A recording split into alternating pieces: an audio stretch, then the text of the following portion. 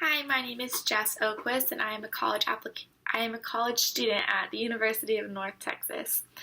And I had the opportunity of reading and really evaluating the article called College Applications That Cross the Line that was written by the New York Times. And I was really fond of the way it was written, but unfortunately did have some areas in which I did disagree. There was four different points that I'd like to touch on that definitely I have different views on, and would say the article had some iffy iffy sources to them. So I'd just like to talk about those with you. So if you look at the question, do you feel it's right to ask students if they have been previously convicted? Personally, I have no issue with it. This is because I feel like universities should be based on the safety of students, and they should be focused on whether or not the students at school feel secure and safe while they're there. They also, I feel like, have the right to ask, or they have the right to ask this question because, well, if they're looking for a job in the future, employers are most definitely going to be asking whether or not they have been previously convicted. This question also discourages some students without a felony record it discourages them from actually applying.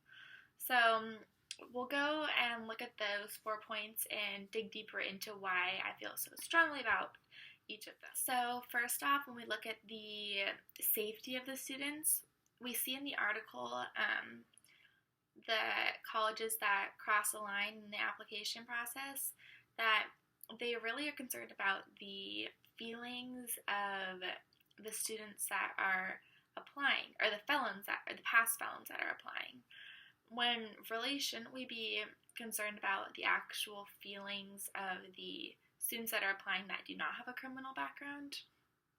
I feel we need to look more at this, and just so they know that we are understanding where they're coming from. And the second point that we are covering, we look at the security and the safety that the campus allows. And in the article, it talks about how campuses with past criminal convicts, they are nowhere less safe than other campuses, but this is false. And if you research more into it, I found on Dignity in Schools that actually there is a higher crime rate than schools that do allow that weed through the past convicts. There's actually more students that end up committing crimes in the future. So we need to look at this and see, do we really want people who have already convicted a crime to come into our school and risk having that happen again? So looking at the third point, it talks about how students are feeling uncomfortable answering this question, and that the dropout rate actually, for once the past convicts see this question, they decide that there's no reason to even continue. But shouldn't they be able to answer this question if